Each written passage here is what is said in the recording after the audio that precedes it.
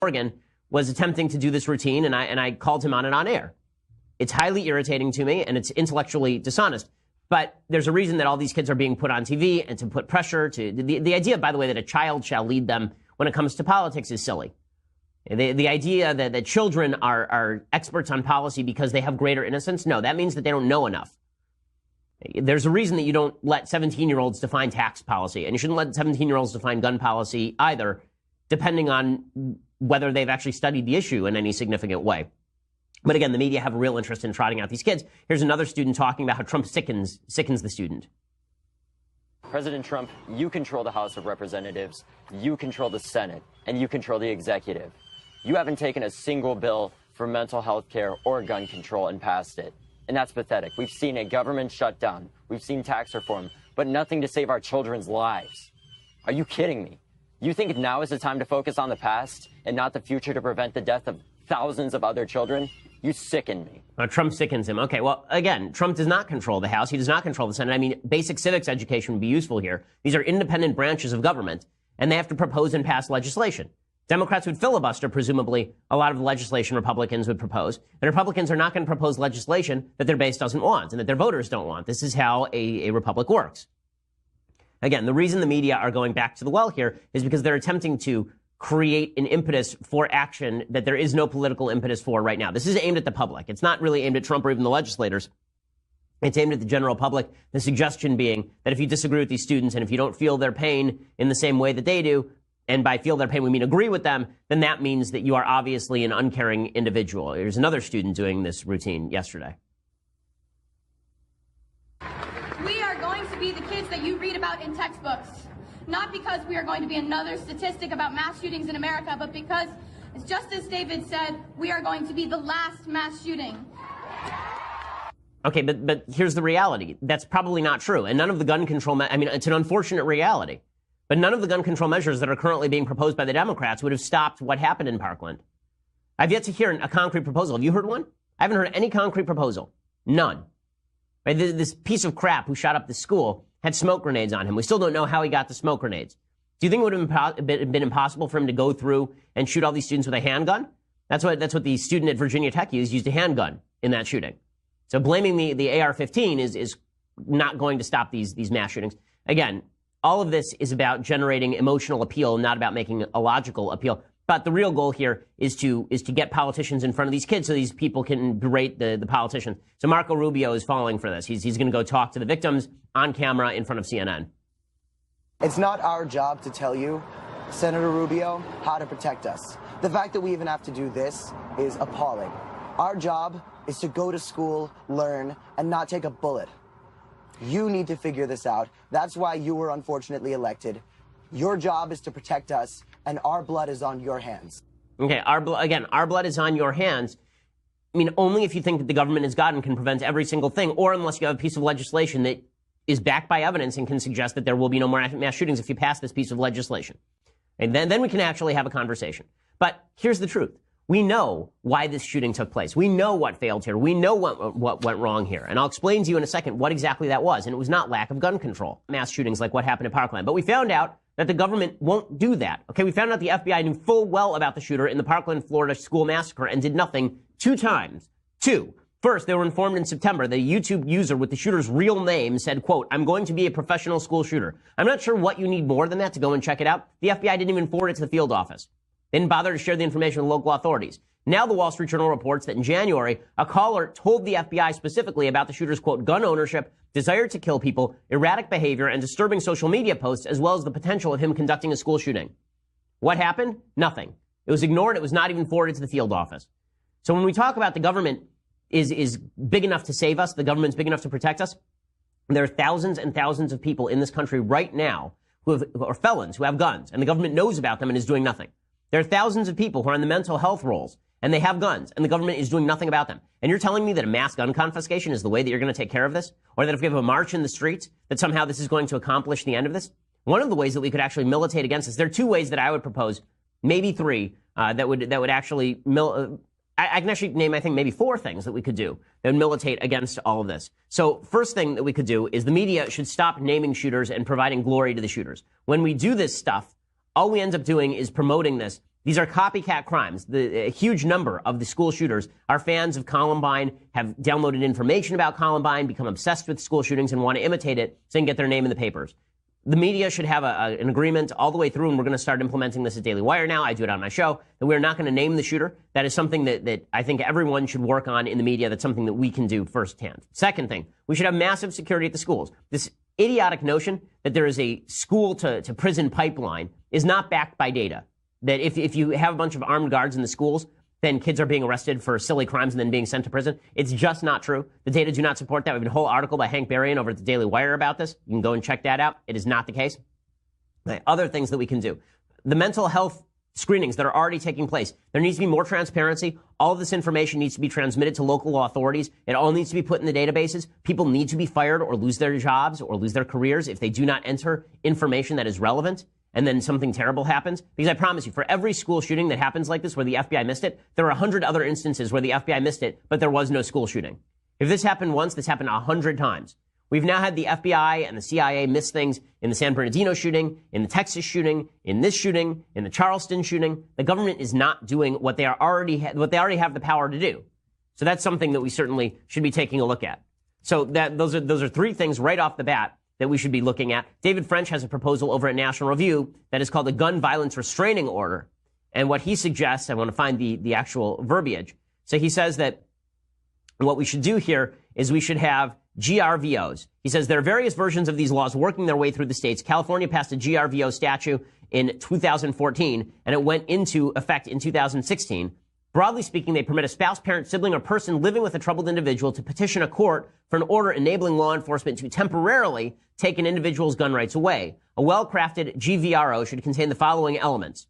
Quote, it should limit those who have standing to seek the order to a narrowly defined class of people, like close relatives, people living with the respondent, and should require petitioners to come forward with clear, convincing, admissible evidence the respondent is a significant danger to himself or others. It should grant the respondent an opportunity to contest the claims against him. In the event of an emergency, an ex parte order, an order granted before a respondent can contest, should be scheduled a full hearing should be scheduled quickly if there's an ex parte order. And the order should lapse after a defined period of time unless petitioners can come forward with clear and convincing evidence that it should remain in place. So this would be something that we could all agree on across the board. These seem like reasonable gun control measures to me. And they're not just gun control measures, they're societal control measures in the sense that they are restrictions we place on ourselves in order to try and tamp down the possibility of violence here. Unfortunately, we're not going to have real conversations about all of this. We're just going to shout at each other about how we don't care enough.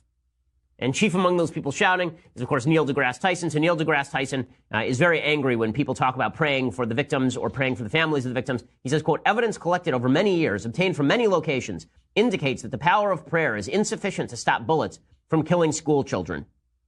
Okay, evidence gathered from all over the world, from many locations across thousands of years, indicates that no religious person in history has ever claimed that prayer stops people from shooting other people. There's not a religious person in America who actually believes that if I pray, school shootings will end. Nobody thinks that. But the left is fully intent on using school shootings as a club to wield against their favorite political enemies. And Steven Pinker, whose book I'm going to talk about a little bit in Things I Hate. I talked about his Things I Like last week, and then I actually had a chance to read it, so now I'm going to talk about things I don't like about it. But Steven Pinker is a psychologist over at Harvard, and he was talking about atheism on MSNBC and suggesting that that we should quit it with all of the religion talk because obviously God doesn't exist. All of which really cast doubt on the idea that there's a benevolent shepherd who looks out for human welfare. I mean, what was the benevolent shepherd doing in Florida while that teenager was massacring his classmates? So I don't write in order to win popularity contests. And I say many things, some of which readers will agree with, some of which they'll disagree with. I assume that readers have enough sophistication to evaluate different propositions. They may disagree with me on some things, and that's fine. Okay, so this is the problem of theodicy. Okay, theodicy is the problem that has been literally considered thousands of times by thousands of different religious thinkers. Why would a good God allow bad things to happen? I do love it when people who are on the atheist left simply declare that the problem of theodicy is unsolvable and therefore God doesn't exist, as though their mind is God's mind. Bad things happen, therefore God doesn't exist. If you're using a school shooting to make the case against God, let me suggest that your priorities are misplaced. One of the things that can help here might be a society that takes virtue more seriously, that inculcates manhood more seriously, as opposed to a society of atomized individuals who apparently have no responsibility for one another. Maybe that's where we should start when we have these societal discussions. But again, it's all taking advantage. Bernie Sanders taking advantage of the gun control debate in order to push his agenda, even though Bernie Sanders' voting right on guns is actually a lot softer than a lot of other Democrats. Of course, we have to make it harder for people to be able to purchase weapons. We have people now who are on terrorist watch lists who can purchase a weapon. Does this make any sense to anybody? Bottom line here, Republicans are going to have to say that it's more important to protect the children of this country than to antagonize the NRA. Are they prepared to do that? I surely hope they are. Weird. I mean, because Bernie Sanders has said this, quote, folks who do not like guns are fine, but we have millions of people who are gun owners in this country. 99.9% of those people obey the law. I want to see a real serious debate and action on guns, but it's not going to take place if we simply have extreme positions on both sides. I think I can bring us to the middle. And yet there's no proposal there.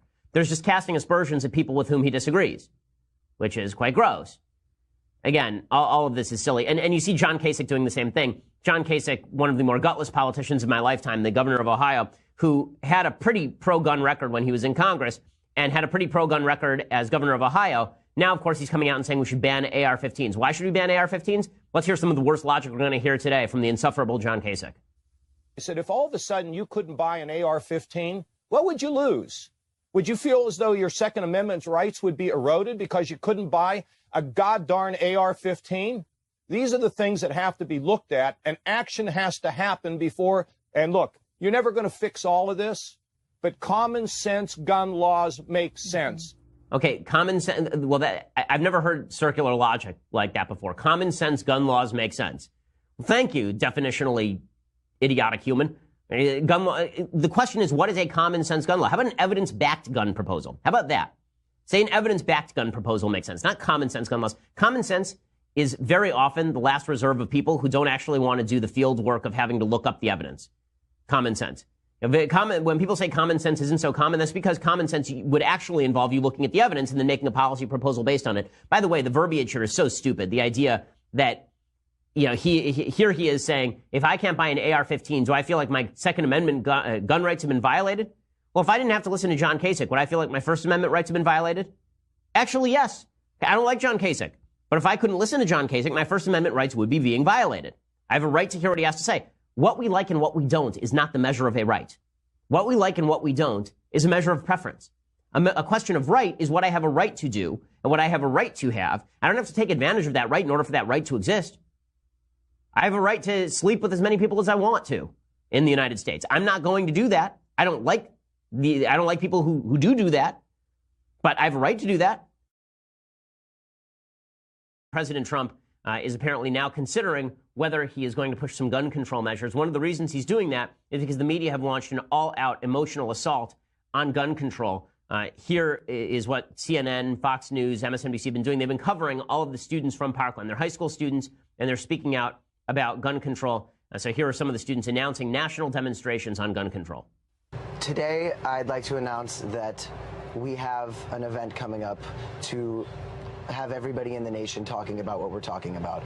And one of the things we've been hearing is that it's not the time yet to talk about gun control. And we respect that. We've lost 17 lives, and our community took 17 bullets to the heart. And it's difficult to come back from that. So here's the time that we're going to talk about gun control. March 24th, we have the March for Our Lives, which you can find at marchforourlives.com, and expect to see us a lot. The March for Our Lives is going to be in every major city, and we are organizing it so students everywhere can beg for our lives. Because at the end of the day, this isn't about the red and blue, the GOP and the Democrats. This is about adults and kids. Now, whom are you going to beg for your life? You're going to beg Trump for your life as though Trump could just flip a switch and suddenly these shootings would not happen anymore? There's significant disagreement about the method that should be used in order to militate against these shootings. There's significant and real disagreement on this. Right? I've suggested there ought to be wildly upped security standards at all of these schools, that there ought to be armed guards at virtually every door, that you might consider at some of these schools actually putting into place some doors that can actually close across the campus and lock like they have at hospitals. At many hospitals, they have lockdown procedures where an active shooter's in the hospital, and so you actually lock off certain parts of the hospital from other parts of the hospital so that the shooter can't just walk through the halls with impunity. And there's a lot of disagreement about this. Democrats want, of course, bans on all sorts of weapons, including the AR-15, which is the most popular rifle in the United States. But this idea that it's all about begging, that it's all about if we just cared enough, that all of this would be fine. We just agree on everything. That, of course, is not true in the slightest. This, of course, however, is what the left is suggesting. So the same student, Cameron Kasky, he says you're either with us or against us, which is pretty wild language considering we are all with you. No one wants to see kids get shot. You're either with us or against us. We are losing our lives while the adults are playing around. And we have received endless support from your generation, and we thank everybody for that immensely because we really appreciate it. We don't need you. On March 24th, you are going to be seeing students in every single major city marching, and we have our lives on the line here. And at the end of the day, that is going to be what's bringing us to victory and to making some sort of right out of this tragedy. What does victory look like? What does victory look like? That's the real big question. Okay, if victory is no more shootings, then we all agree on the definition of victory. If victory is a piece of gun control legislation that may or may not actually help, then we don't agree on what victory for the country looks like. And you can see that some of these students, obviously, they're very politically motivated. That's okay. I mean, they're allowed to have their political motivations.